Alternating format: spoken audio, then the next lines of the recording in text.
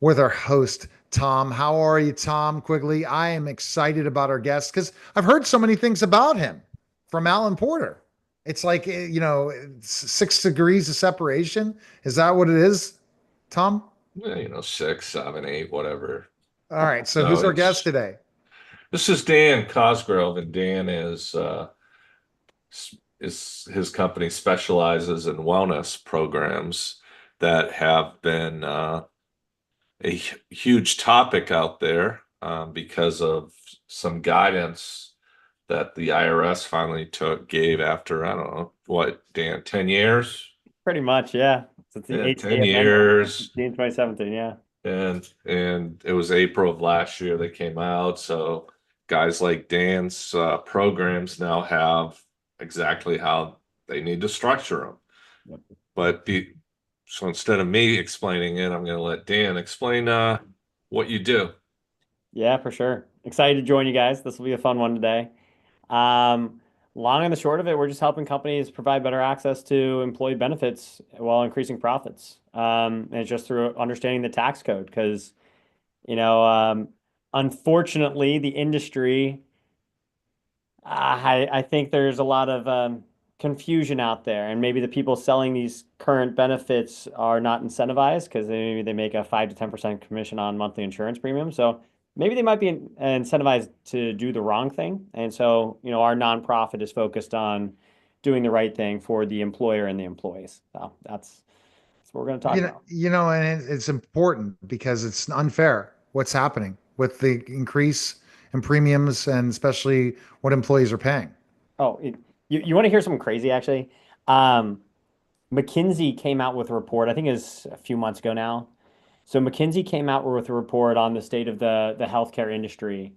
And you would think like the way insurance companies, they're masters of spin. So they're just looking from 2019 to 2024. And the insurance industry, the actual insurance group, it went down from 55 billion to 52 billion. So it looks like the insurance industry lost. But then you have to figure out that like it's a shell game in the insurance industry. They have their health services tech. They've got their pharmacy services, which, aren't exactly the company, but they're still owned. And so like those companies both they went from like 45 billion to 70 billion each respectively. So like the insurance companies are saying, "Oh, we're losing money." It's like, "Oh, no, no, no. Your collective group is making a ton more off of this industry." And it's just kind of sad because people get mad at doctors and medical providers when really, if you look at the profits, 40% of the profits are going to these industries and the middleman that don't deserve it. And so, yeah, that's what we're solving for. And It's you're solving for so Tom, is he solving for the individual? How is he different than claim links? oh he there's two components. So we're talking about what I do is group health. I show people they're being ripped off and on their benefits, they can improve benefits by utilizing, Section 105. What Dan does is he utilizes Section 125, Yeah. which and the employees, because of the Affordable Care Act, there's a component called for wellness. Mhm. And Dan specializes on the wellness side. And for Dan's own company, they used us. We implemented. How much do we save you, Dan, first few months? Oh man, I think I projected out. I'm going to be saving about $3,000 a year per employee. So I know it's not as big as some of the other clients that Tom's helped, but still pretty meaningful when you're saving an extra 3,000 per employee. That's And you improve the benefits for the employees. That's correct. Yep. And it was no, pretty damn seamless. I'm not going to lie. Just explaining that it's just, all right, you've got two insurance cards, guys. Now you're going to take the primary and you're going to take your SMERP card. Like, so, yeah. So I need to kind of understand what's the wellness part. The yep. wellness part, yeah.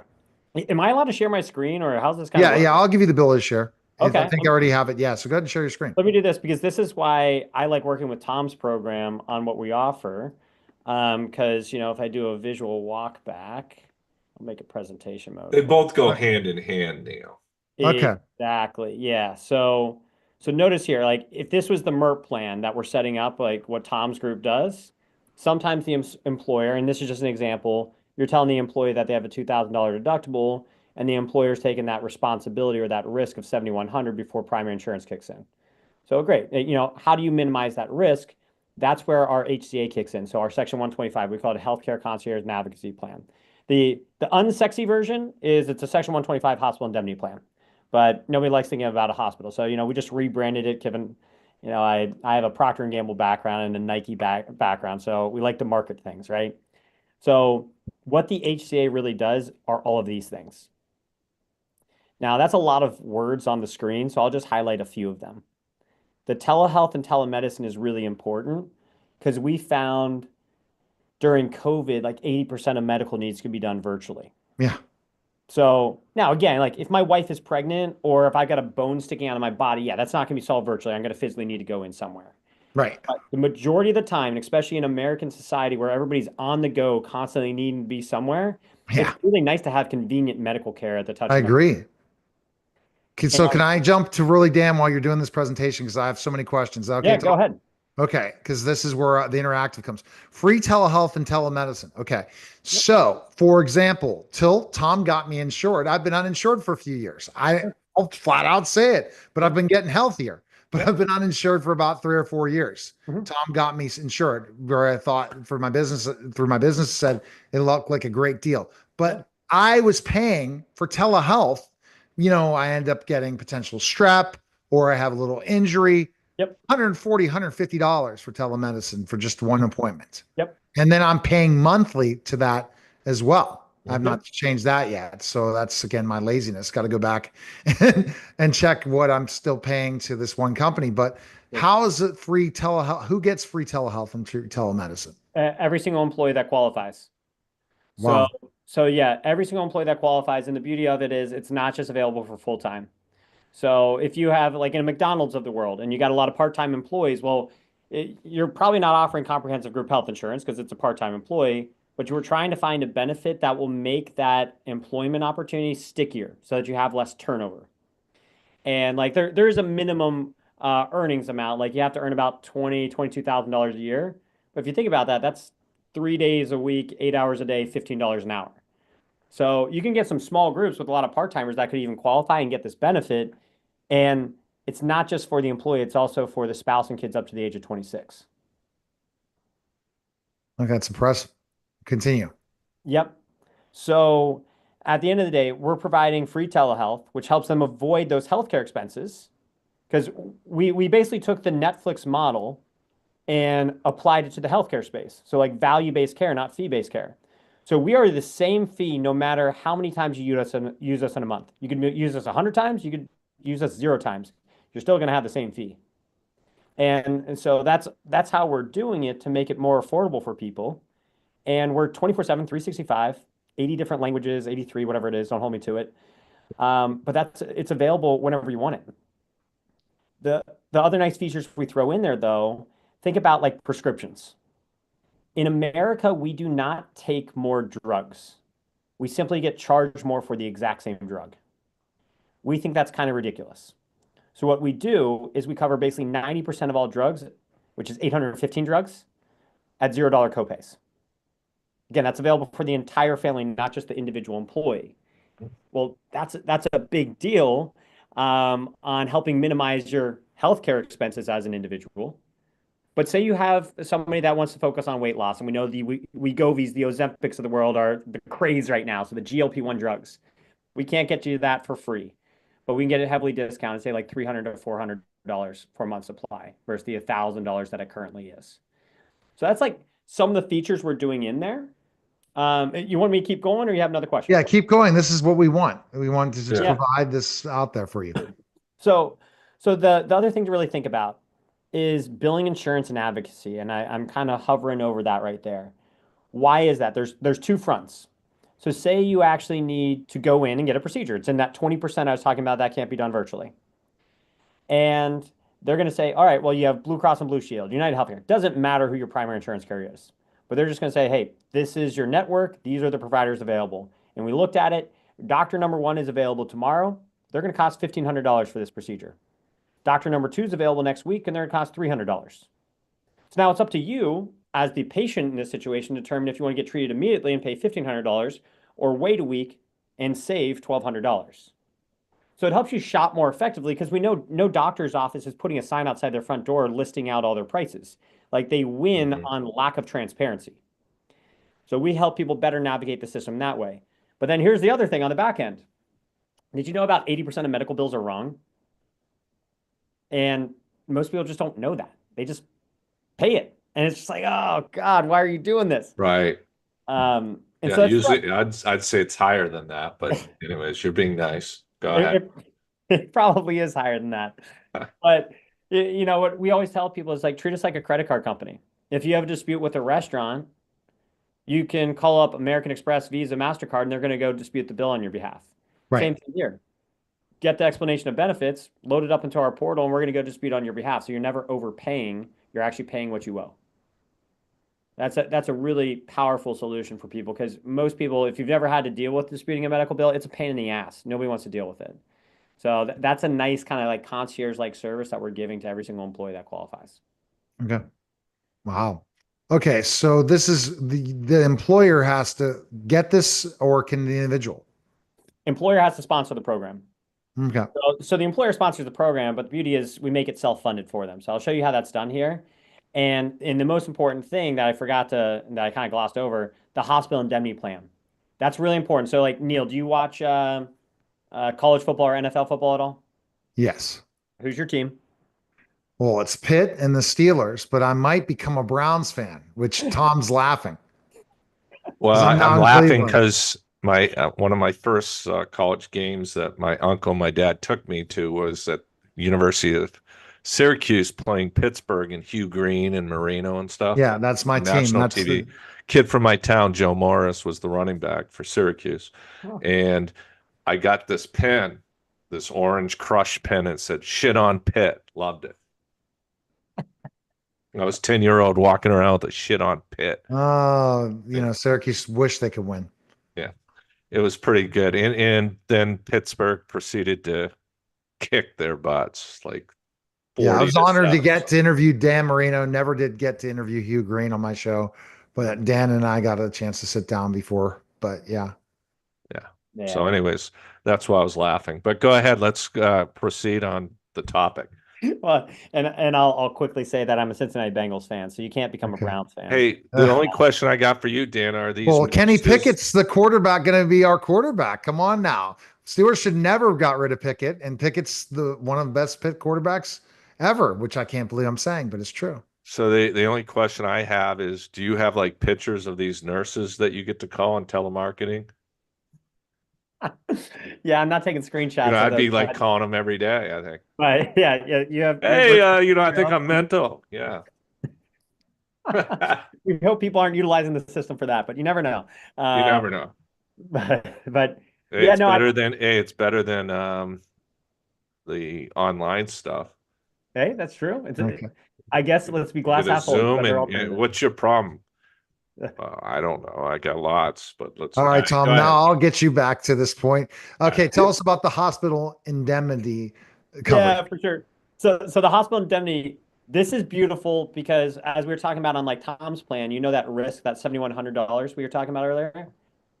Well, all you have to do is customize the MERP plan that says, hey, employee, you're responsible for the first couple $1,000s of medical expenses, but in the event of those medical expenses being associated to a hospital visit, the hospital indemnity plan pays it out first before we as the employer are exposed to risk. So you see how we like greatly reduce that risk for the employer, Yeah. will give the employee a better benefit? Yeah. And the majority of employers, if they're earning like $38,000 a year or more, they're going to be on a 1,500 plan. Right. So in that case, we're paying up to $12,000 in out-of-pocket medical expenses associated with a hospital visit. See how that's done there? Yeah. Okay.